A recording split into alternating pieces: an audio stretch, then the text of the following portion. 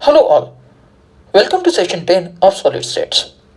इस सेशन में हम लोग क्लोज पैक्ड स्ट्रक्चर्स के बारे में बात करेंगे।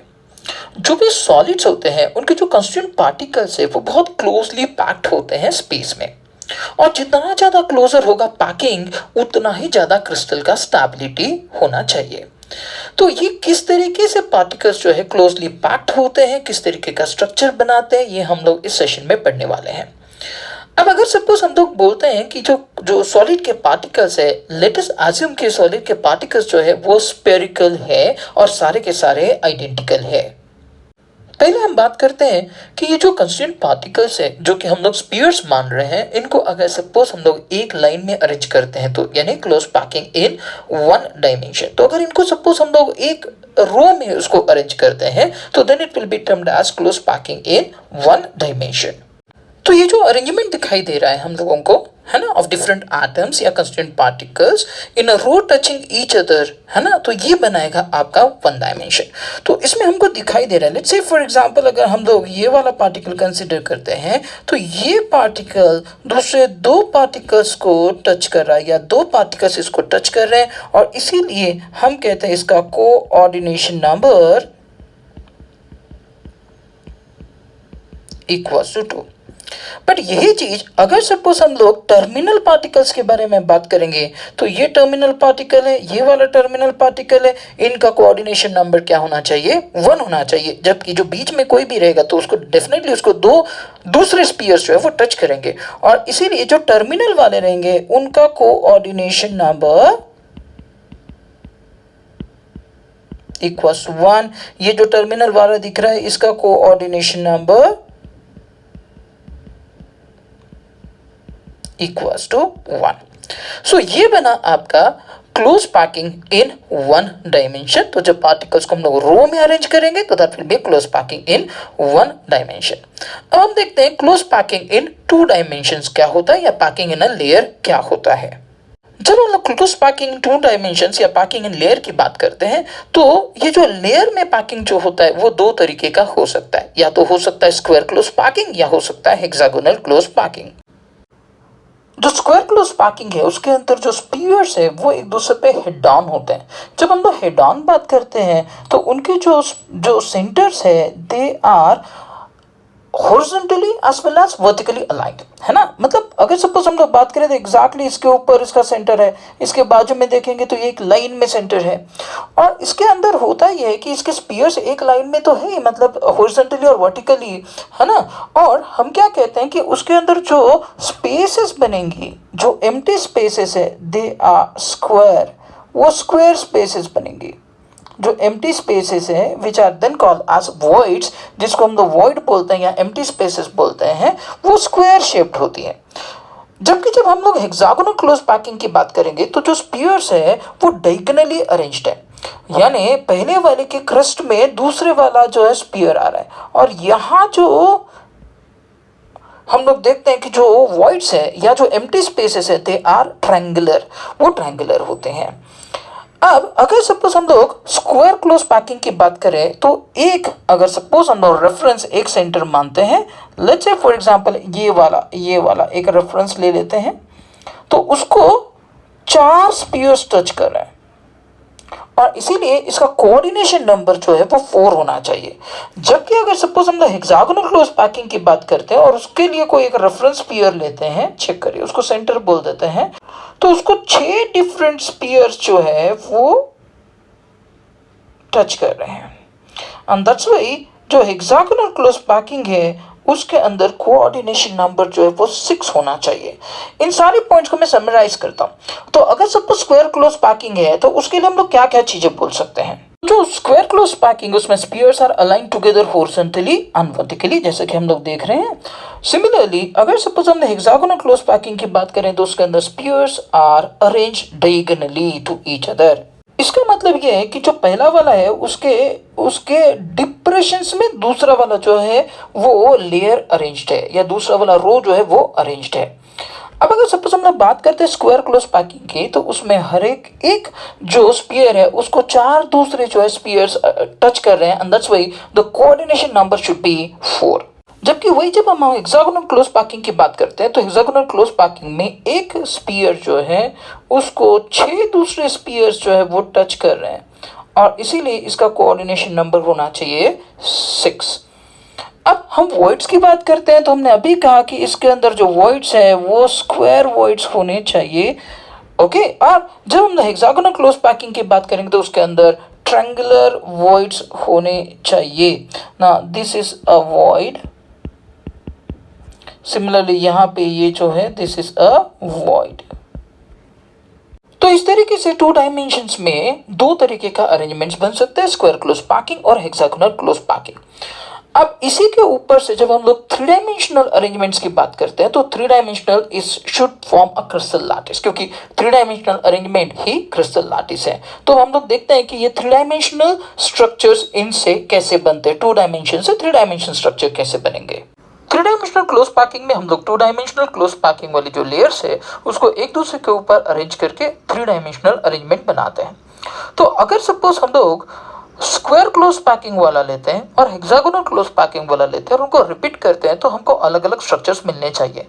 जैसा कि हम पहला वाला देखते हैं, 3 dimensional close packing from 2 dimensional square close packed layers.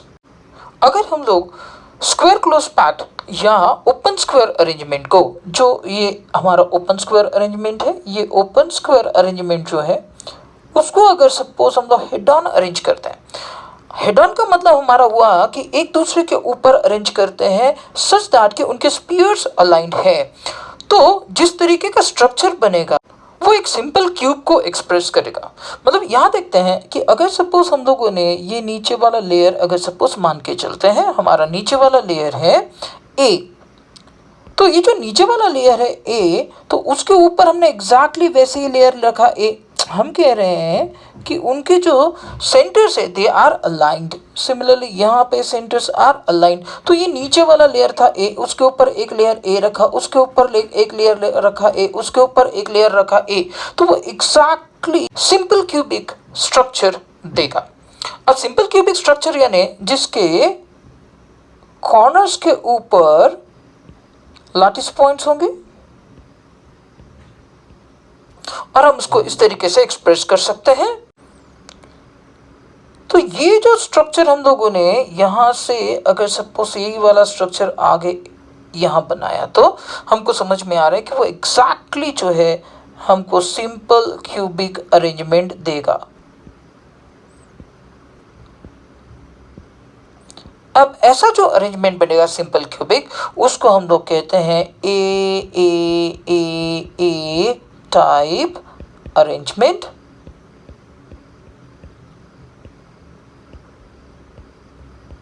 और सिंपल क्यूबिक स्ट्रक्चर। तो सिंपल क्यूबिक स्ट्रक्चर में जो भी हमारे लैटिस पॉइंट्स होते हैं वो सिर्फ कॉर्नर्स में होने चाहिए और ये प्रिमिटिव स्ट्रक्चर कहलाएगा। अगर हम इसका बॉल एंड स्टिक मॉडल बनाते हैं तो ये इस तरीके से नजर आएगा। अब इसमें हर एक जो कॉर्नर आइटम है उसका कोऑर्डिनेशन नंबर 6 होना चाहिए। क्यों? क्योंकि उसके इर्द गिर्द एग्जैक्टली इक्वल डिस्टेंसेस पे 6 दूसरे जो है स्पीयर्स होंगे। तो बॉल एंड स्टिक मॉडल में अगर सपोज देखते हैं तो ये जो हमारा एटम है इसके या कंस्टिट्यूएंट पार्टिकल है उसके इर्द गिर्द एग्जैक्टली 1 2 3 4 5 एंड 6 उसको जो है घेर के रखे हुए हैं। दैट मीन्स व्हाट, उसके इक्वल डिस्टेंसेस पे 6 रहेंगे और इसीलिए इसका कोऑर्डिनेशन नंबर इक्वल्स टू 6। तो इसमें चीजें क्या क्या ध्यान में रखनी है कि भाई ये ओपन स्क्वायर अरेंजमेंट से बना है। ओपन स्क्वायर अरेंजमेंट को हम लोग जब head on layer one layer on to the another जब हम लोग अरेंज करते हैं तब ऐसा अरेंजमेंट बनेगा। This is a simple cubic arrangement, या इसी को हम लोग कहते हैं ए टाइप ऑफ अरेंजमेंट, जिसमें जो क्यूब है उसके 8 कॉर्नर्स पे कंस्टिट्यूएंट पार्टिकल्स होंगे। Each constituent particle is surrounded by 6 other similar constituent particles और इसलिए कोऑर्डिनेशन नंबर होना चाहिए 6 ना। अगर सपोज यही हम लोग हेक्सागोनल क्लोज पैक्ड अरेंजमेंट को लेके करते हैं तो हमारा स्ट्रक्चर कुछ और बनना चाहिए। अगर हम हेक्सागोनल क्लोज पैक्ड लेयर के ऊपर एक लेयर के ऊपर दूसरा हेक्सागोनल क्लोज पैक्ड लेयर रखते हैं कुछ इस तरीके से कि पहले वाले लेयर के ट्रफ्स में दूसरे वाले लेयर के जो है वो स्पीयर्स आ जाए तो कुछ इस तरीके का अरेंजमेंट बनेगा। यहाँ पे जो ब्लैक वाला लेयर स्पीयर्स का लेयर है, let us call this as layer A, और जो रेड वाला है layer, let us call this as a layer B. तो जो ब्लैक वाला लेयर है उसके ऊपर रेड वाला लेयर उसके ट्रफ्स में हम लोगों ने डाला है। तो अगर सपोज हम ऊपर वाला लेयर बी नीचे वाले लेयर के ए के अगर सपोज ट्रफ्स में देते हैं तो दो तरीके की एम्प्टी स्पेसेस यानी वॉइड्स क्रिएट हो सकते हैं। एक तो ये हो सकता है कि नीचे वाले 3 स्पीयर्स के ऊपर वाला जो स्पीयर है वो आ जाए इस तरीके से, या फिर नीचे वाला एक स्पीयर को ऊपर वाले 3 स्पीयर्स कवर कर ले कुछ इस तरीके से।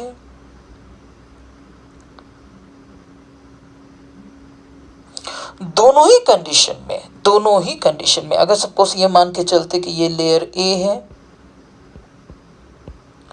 और रेड वाला जो है वो लेयर बी है, या नीचे वाला जो है ब्लू स्पीयर वो लेयर ए है और ऊपर वाले रेड जो है वो लेयर बी है, दोनों ही कंडीशन में जो वॉइड बनेगा that is called as tetrahedral void. अब अगर सपोज हम इसको देखें अच्छे से तो वॉइड जो है ये इस तरीके से दिखाई देगा। ओके, अब अगर सपोज हम इन स्पीयर्स को हॉरिजॉन्टली बनाने की कोशिश करते हैं तो हम सब जानते हैं कि ये इस तरीके से होगा। ये 3 स्पीयर्स एक लेयर में है और उसके ऊपर अगर सपोज हम माने तो फोर्थ लेयर मतलब फोर्थ जो है वो स्पीयर आएगा।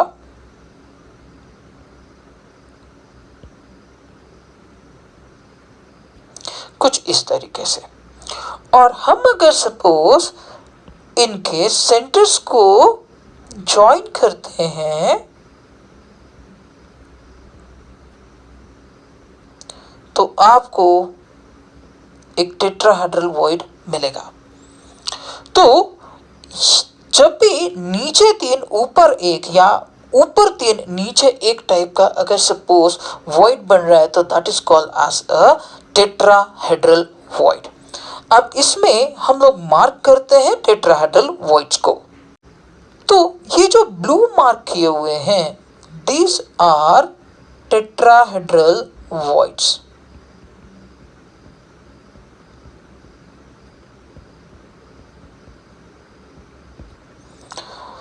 और उसके अलावा भी हमको एक तरीके के वॉइड दिखाई दे रहे हैं जहां पे नीचे के 3 आर कवर्ड बाय ऊपर के 3, माने लेयर ए के 3 स्पीयर्स जो है उसके साथ में ऊपर के 3 लेयर बी के स्पीयर्स आ रहे हैं। मतलब अगर सपोज हम लोग ड्रॉ करना चाहे तो कुछ इस तरीके से कि जहां पे लेट अस से ये लेयर ए है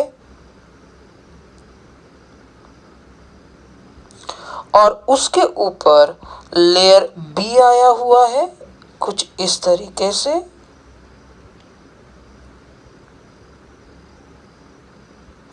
और ऐसा जो वॉइड बनेगा that will B octahedral void. मतलब अगर सपोज हम इनके सेंटर्स को ज्वाइन करते हैं तो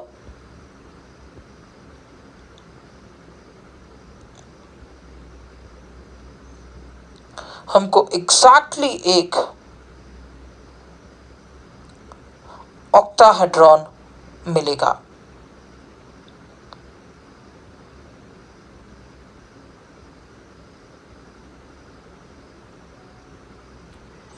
So this will be termed as an octahedral void. माने अगर नीचे 3 और ऊपर 3 ऐसा 6 का कॉम्बिनेशन है और ऐसा 6 का कॉम्बिनेशन हम यहाँ मार्क कर लेते हैं अपने डायग्राम में। सो ये जो ग्रीन है दीज आर octahedral voids।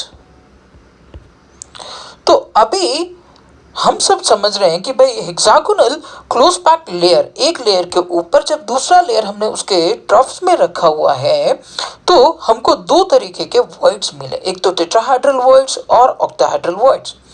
ना डिपेंडिंग अपॉन कि कौन से वाले वॉइड को कवर करने के लिए हम तीसरा वाला लेयर रखेंगे, there can be two different types of 3 dimensional structures. माने हमने अगर तीसरा वाला लेयर जो है वो टेट्राहेड्रल वॉइड को कवर करने के लिए रखा कि ऑक्टाहेड्रल वॉइड में रखा है, उसके हिसाब से will be getting 2 different combinations. पहला होता है हेक्सागोनल क्लोज पैकिंग,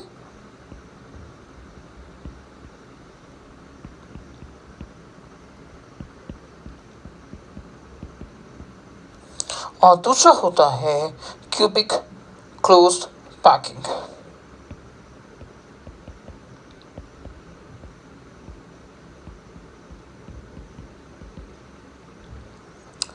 अगर सपोज तीसरा वाला लेयर टेट्राहेड्रल वॉइड को कवर करता है तो फर्स्ट लेयर और third layer exactly head on आ जाएगा। माने अरेंजमेंट बनेगा ए बी ए बी। सो ये हमारा फर्स्ट लेयर है,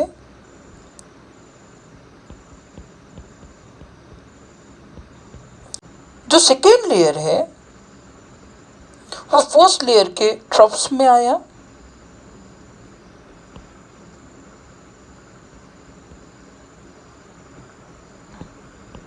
और जो थर्ड लेयर है वो थर्ड लेयर फर्स्ट और सेकेंड से मिलके जो टेट्राहेड्रल वॉइड है उसके अंदर आया। तो अगर ऐसा अरेंजमेंट हम लोग करते हैं सो एग्जैक्टली फर्स्ट वाला लेयर और थर्ड वाला लेयर का particle will be head on. Similarly first वाला लेयर और थर्ड वाला लेयर का particle will be head on. जैसे यहां देखते हैं, यहां पे ये 1, ये 2 और ये 3, तो फर्स्ट और third will be head on एक लाइन में होगा, और इसीलिए अगर सपोज पहला वाला लेयर ए है तो थर्ड वाला लेयर भी होना चाहिए ए। ऐसा जो अरेंजमेंट बनेगा that is called as hexagonal close packing arrangement. इसके अंदर हर एक जो पार्टिकल है उसका कोऑर्डिनेशन नंबर अगर देखा जाए तो दैट इज 12। जैसे जो सेंट्रल आटम है उसके नीचे जो है वो 3 है, साइड में जो है 6 है, और इसी हिसाब से और 3 ऊपर आएंगे which will form a triangle, और इसीलिए इसका कोऑर्डिनेशन नंबर होना चाहिए 12, और अरेंजमेंट कहलाएगा ए बी टाइप अरेंजमेंट।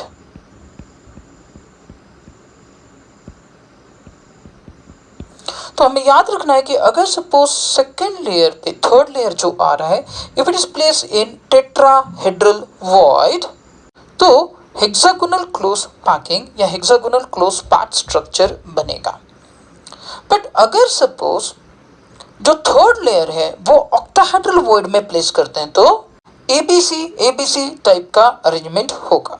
इसमें ए बी और सी तीनों लेयर्स एक दूसरे के ऊपर किधर भी हेड ऑन नहीं होंगे, और इसलिए ये 3 इंडिपेंडेंट जो है आपके पास में लेयर्स बनी है। ऐसा जो भी स्ट्रक्चर बनेगा that will B cubic close packing structure, और इसमें भी कोऑर्डिनेशन नंबर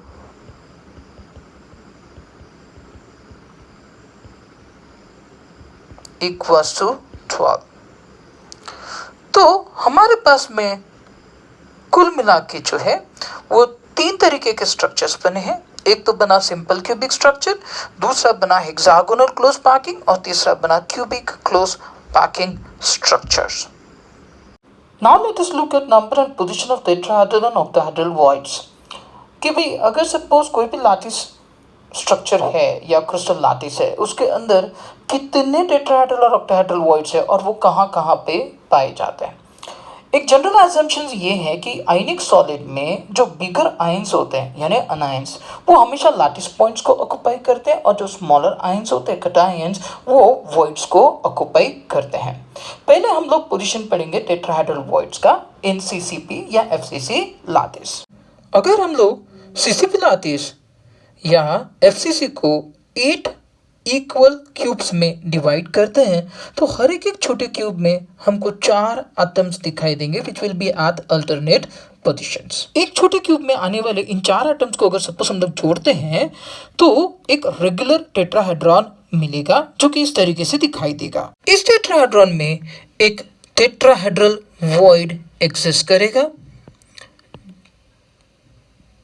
इस तरीके से अगर सपोज हम लोग कंसिडर करते हैं तो सारे के सारे 8 जो हमारे पास में डिफरेंट क्यूब्स बने हैं उनके अंदर एक एक जो है टेट्राहेड्रल वॉइड एग्जिस्ट करेगा। जैसे हम लोग ऑलरेडी बने हुए जो टेट्राहेड्रॉन है उसके अपोजिट एक टेट्राहेड्रॉन बनाने की कोशिश करते हैं अपोजिट वाले क्यूब में, तो वो इस तरीके से बनेगा। मतलब अगर सपोज हम लोग एक बॉडी डायगोनल की बात करें तो उस बॉडी डायगोनल के ऊपर there will be 2 tetrahedral voids. इस तरीके से अगर सपोज हम एफसीसी की बात करें तो क्योंकि हमारे पास में 8 छोटे छोटे क्यूब्स थे, हर एक में एक टेट्राहेड्रल वॉइड, इस तरीके से 8 टेट्राहेड्रल वॉइड्स होने चाहिए। अब हमें यह भी पता है कि अगर सपोज हम एफसीसी की बात करते हैं या सीसीपी की बात करते हैं तो इसके अंदर number of atoms per unit cell कितने होते हैं। सीसीपी या एफसीसी में एक तो 8 कॉर्नर्स पे 8 एटम्स होंगे, तो हम लोग अगर कैलकुलेट करना चाहते हैं number of atoms per unit cell तो वो होने चाहिए 1/8 मल्टीप्लाइड बाई 8 क्योंकि 8 कॉर्नर्स पे 8 है। उसके अलावा 6 फेस सेंटर्स के ऊपर 6 एटम्स और है, तो that should be equal to 1/2 multiplied by 6 यानी 1 + 3 इक्वल टू 4 एटम्स होने चाहिए पर यूनिट सेल। और नंबर ऑफ टेट्राहेड्रल वॉइड्स कितने हैं,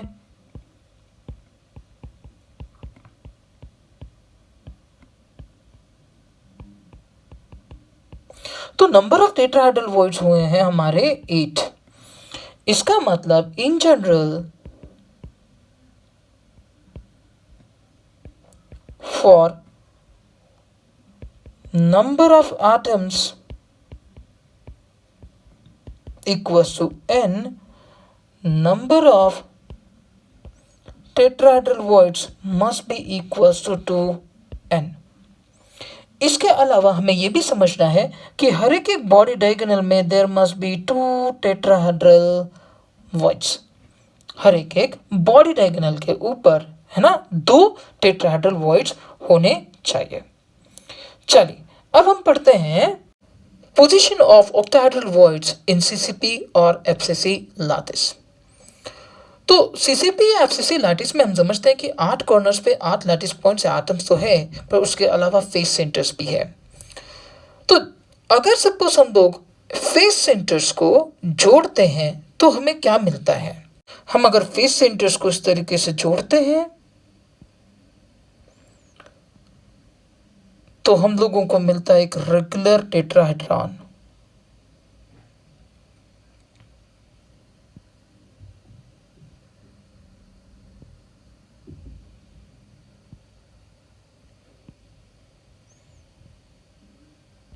इसका मतलब ये जो रेगुलर टेट्राहेड्रॉन है उसके एग्जैक्टली सेंटर पर माने बॉडी के सेंटर पे हमारे पास में एक ऑक्टाहेड्रल वॉइड एग्जिस्ट करता है।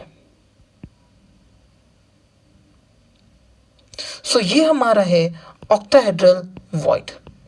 इसका मतलब ऑक्टाहेड्रल वॉइड हमेशा बॉडी के सेंटर में एग्जिस्ट करेगा।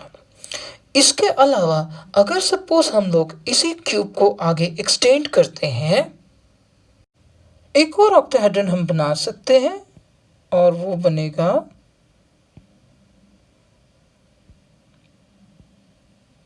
कुछ इस तरीके से कि जहां ऑक्टाहेड्रन बनेगा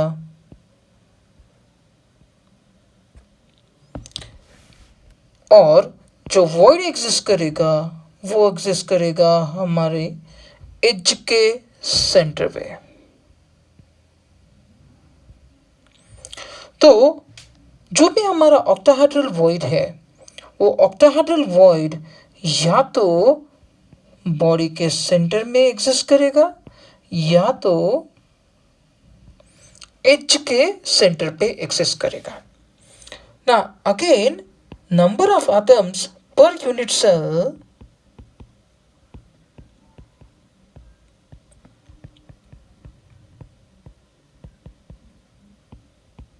सीसीपी में होने चाहिए 1/8 multiplied by 8 plus 1/2 multiplied by 6 यानी 4। और नंबर ऑफ ऑक्टाहेड्रल वॉइड्स होने चाहिए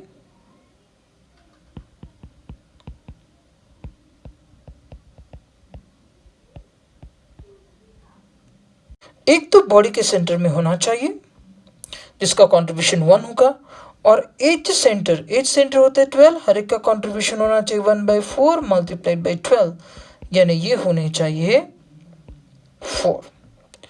और इसीलिए इन general for number of atoms n, number of octahedral voids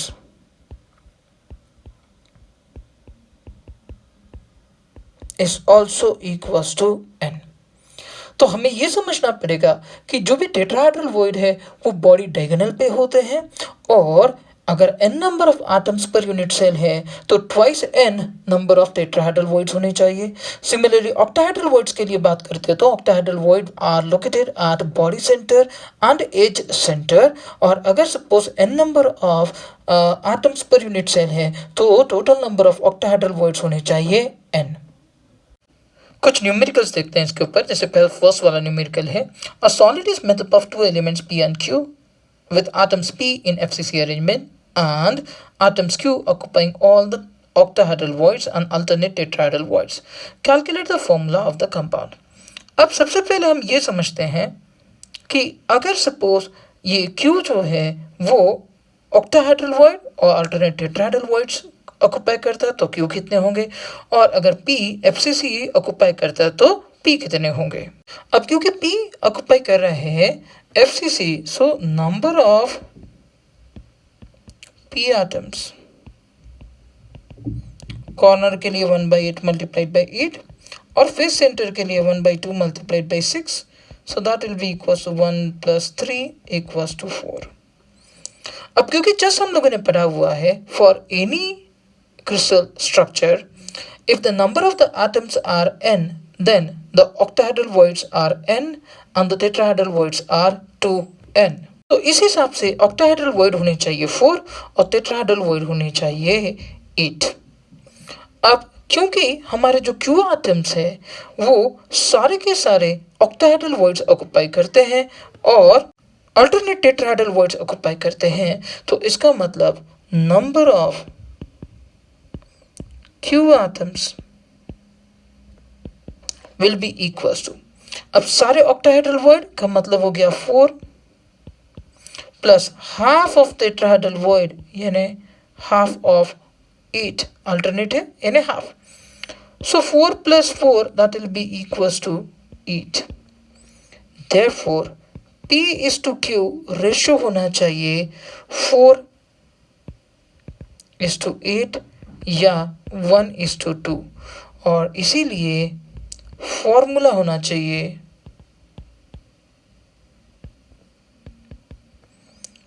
PQ2, और ये हमारा होना चाहिए आंसर। चलिए एक और न्यूमेरिकल देखते हैं। सेकेंड न्यूमेरिकल है a ferric oxide crystallises in HCP of oxide ions with 2 out of every 3 octahedral voids occupied by ferric ions. What is the formula of the ferric oxide? तो इसके लिए पहले हम लोग देखते हैं कि HCP स्ट्रक्चर क्या बनेगा। HCP स्ट्रक्चर में O2 माइनस ये 12 कॉर्नर्स के ऊपर, 2 फेस के सेंटर पे और 3 बॉडी के बीच में होंगे। तो इसके हिसाब से number of oxide ions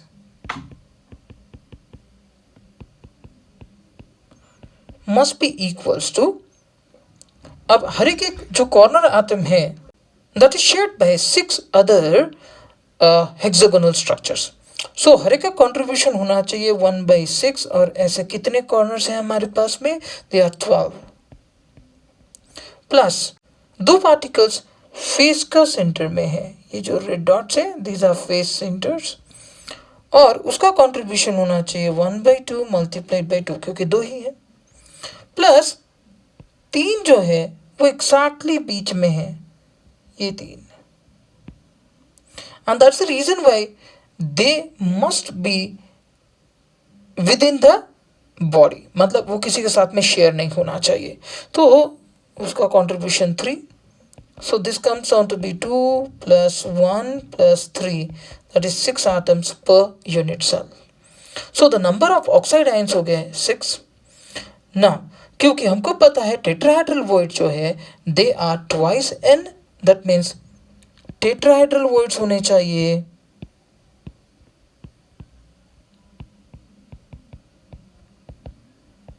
2 into 6, that is equals to 12, और octahedral voids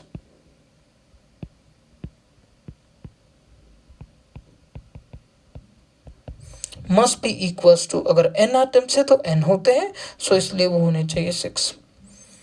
पर जो फेरिक ऑक्साइड है वो बनाने के लिए जो फेरिक आयंस है they are present in 2 out of every 3 octahedral voids.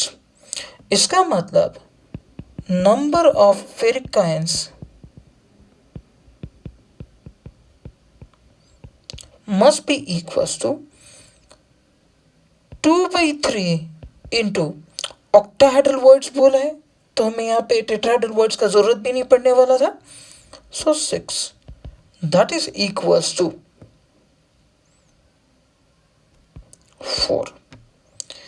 Therefore Fe3 plus is to O2 minus will be equals to 4:6 or equals to 2:3.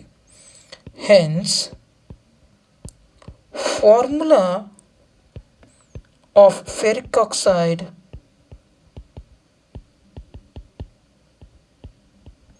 equals to Fe2O3.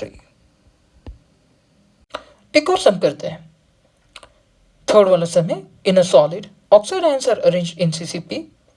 1/6 of tetrahedral voids are occupied by the cations A and 1/3 of octahedral voids are occupied by cations B. What is the formula of the compound? अब हम लोग को समझ में आता है कि इन CCP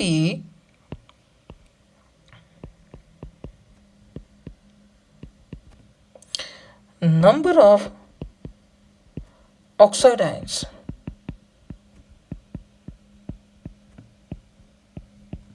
अब क्योंकि ये प्रेजेंट होंगे कॉर्नर्स पे और फेस के सेंटर में, तो 1/8 multiplied by 8 plus 1/2 multiplied by 6 will be equals to 1 plus 3, that is equals to 4. अब इसके हिसाब से आपके number of tetrahedral voids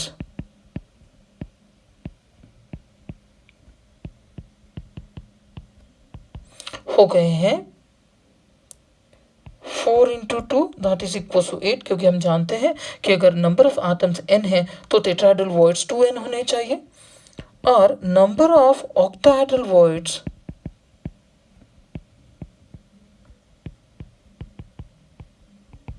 should be equals to 4. क्यों? क्योंकि ऑक्टाहेड्रल वॉइड्स उतने ही होते हैं जितने नंबर ऑफ आटम्स होते हैं। अब क्योंकि 1/6 of the tetrahedral voids are occupied by cations A, तो नंबर ऑफ कैटायंस होने चाहिए cations A will be equals to 1 by 6 into number of tetrahedral voids. तो number of tetrahedral voids हो गए बेटा 8. So this should be equals to 4 upon 3. और number of cations B, क्योंकि 1/3 of octahedral void occupy कर रहे हैं, so 1 by 3 into octahedral void है 4, so that will be equals to again 4 by 3. Therefore A is to B is to O2 negative will be equals to 4 by 3 is to 4 by 3 is to 4. तो इसको अगर suppose overall 4 से divide करते हैं तो that comes down to be 1 by 3 1 by 3 is to 1.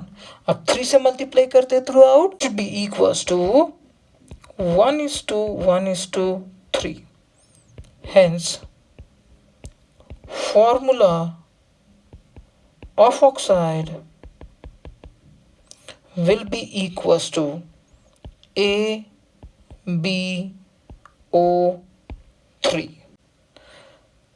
That's all in this session. Thanks for watching. Let's meet in next session. Don't forget to subscribe to get more videos on solid states and other chapters related to NEET and JEE exams.